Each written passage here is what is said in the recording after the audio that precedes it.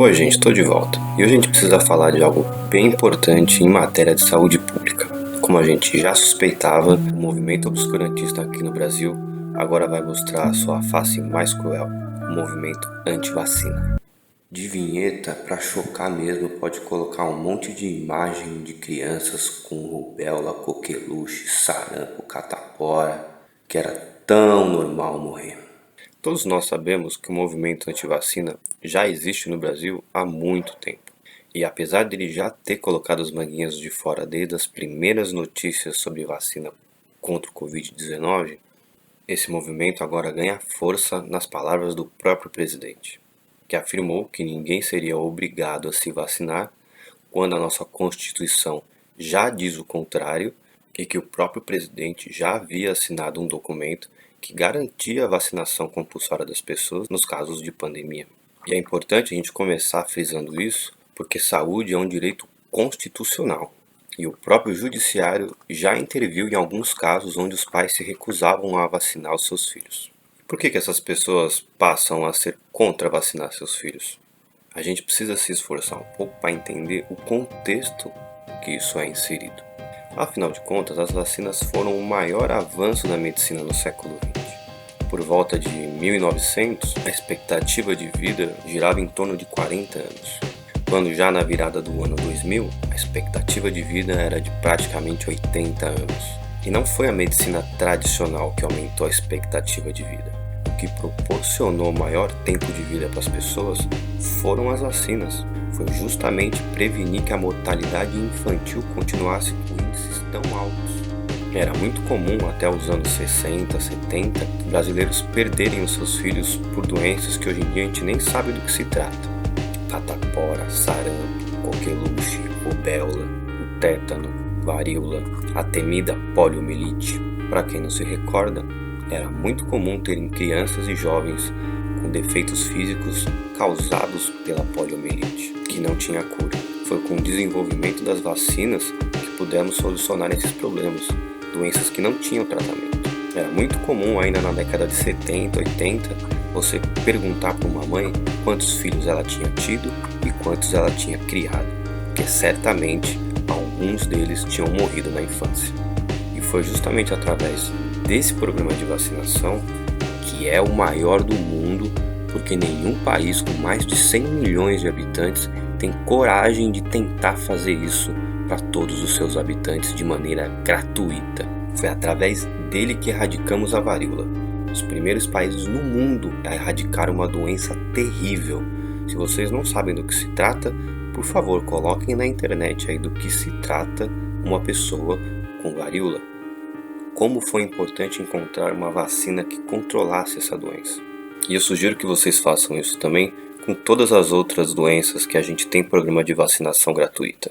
Foi justamente por esquecer as mazelas dessas doenças, por esquecer o quão terrível era a situação dessas crianças, como era o drama das famílias e o tipo de sequelas que essas crianças tinham que lidar o resto da vida. Nós, infelizmente, esquecemos o quão terrível era ter que lidar com todas essas doenças. E isso já é um movimento esperado. A ciência já espera que a sociedade diminua o seu alerta quanto às doenças, conforme elas passam a não ser mais percebidas entre nós.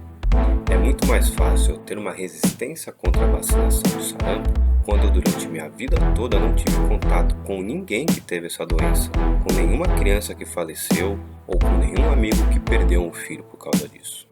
Só que isso era muito comum antigamente. E é justamente por isso que a ciência espera que quanto mais a gente chegue perto de erradicar uma doença, a seriedade da prevenção dela seja colocada de lado. Justamente porque as pessoas passam a não ter contato com pessoas doentes, a não tomar conhecimento do drama que essas doenças podem gerar na vida dessas pessoas. E passam a ter contato apenas com aquela pequena fração de pessoas que tem alguma resposta adversa a essas vacinas. Mas é isso que a gente tem que ter em mente. São milhões e milhões de pessoas vacinadas para algumas pessoas apresentando reações adversas, que é justamente por serem doenças controladas que a gente só vai ter acesso a esse tipo de informação. Os doentes não existem mais.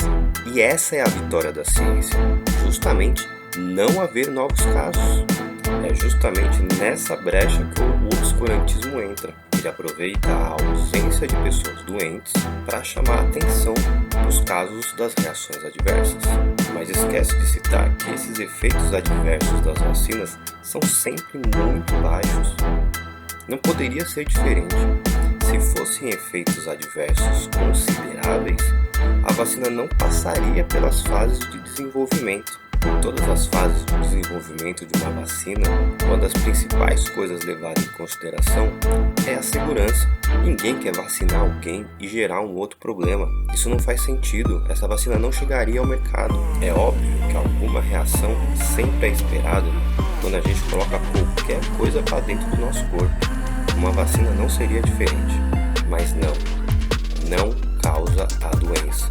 Essa história de que tomar uma vacina para gripe pode te deixar gripado é uma completa mentira. As vacinas utilizam um pequeno pedaço do vírus, ou uma versão atenuada, ou até mesmo só o antígeno desse vírus, que é um subproduto do contato desses organismos com o nosso sistema imunológico. Então, algum tipo de febre, dor no corpo, moleza, é normal, é esperado. Agora, dizer que você ficou gripado é errado. Se caso tenha ficado gripado após a vacinação, é simplesmente porque não deu tempo de você se imunizar. Provavelmente você teve contato com uma pessoa gripada poucos dias depois, antes do seu sistema imunológico conseguir te proteger. Que se relaciona diretamente com uma outra dúvida muito comum em relação a vacinas, a questão da dose. Se é correto aplicar a mesma dose da vacina num adulto e numa criança. E aqui vocês precisam entender que existem diferenças entre medicações e vacinas. Uma coisa é você dosar um paracetamol para um adulto de 70 quilos, 80 quilos e dosar esse mesmo paracetamol para uma criança de 7, 8 quilos. Você vai ter diferença de dosagem, isso é óbvio. Agora as vacinas não funcionam assim. Vacinas funcionam por estímulo do sistema imunológico. Você precisa de uma pequena quantidade para fazer esse estímulo. Assim como uma pequena quantidade de bactéria vai estimular o seu sistema imunológico quando ela entra em contato com a sua garganta, querendo gerar uma inflamação na garganta. É uma pequena quantidade que já gera uma resposta.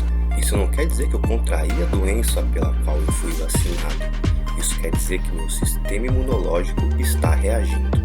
E é isso que a gente quer. Isso está diretamente ligado com a falta de diálogo entre a comunidade médica e a sociedade. E é o que dá brecha para diversas pseudociências entrarem nesses espaços e ocuparem ele com informações inválidas, com teorias conspiratórias, com charlatanismo. Toda essa turminha aí que agora se considera anti-vacina só tá saudável aí falando na internet todas as suas bobagens porque com certeza foram vacinados na infância, tiveram o direito a ter saúde, tiveram o direito de ter acesso a algo que eles querem negar para seus próprios filhos agora. E assim como não causa a doença pela qual você está sendo vacinado para se proteger, a gente também precisa lembrar de uma das maiores mentiras já contadas sobre as vacinas. As de que vacina causa autismo. Isso até hoje é muito comentado, é muito falado. Todas as pessoas que se dizem anti-vacina colocam esse questionamento do autismo. Primeiro, autismo é genético. E segundo, e talvez o mais importante, o médico responsável pelo começo dessa história, que fez o primeiro estudo que supostamente ligava as vacinas ao autismo, foi cassado por fraude. Esse homem fraudou a sua pesquisa e perdeu o direito de exercer a medicina. Mas como toda fake news, o processo não funciona de maneira tão simples. A verdade nunca atinge os mesmos lugares que a mentira atingiu. E mesmo ele sendo cassado, a revista onde ele publicou o trabalho ter se retratado, ele ter sido penalizado judicialmente por suas mentiras, a história ainda perdura. Não se deixe enganar por esses argumentos rasos. A funcionalidade das vacinas se comprovou nas últimas décadas. É inegável o avanço que nós tivemos em qualidade de vida, em expectativa de vida. As vacinas são fundamentais para um bom desenvolvimento da criança. E é um crime você privar o seu filho disso. Vacinas são seguras, são testadas para serem seguras. Vacinas não chegariam à população se não fossem seguras. Obrigado por verem mais esse vídeo. É um tema muito importante. Vocês precisam conversar com seus amigos sobre isso, esclarecer os seus familiares sobre a importância da vacinação e não deixar que qualquer charlatão coloque em risco a vida da sua família. Comenta aí o que você acha sobre o movimento anti-vacina, se você tem algum tipo de contato com isso, se conhece alguém que pensa assim, ou mesmo se ainda resta alguma dúvida sobre vacinas. Prometo tentar responder. Obrigado e até a próxima.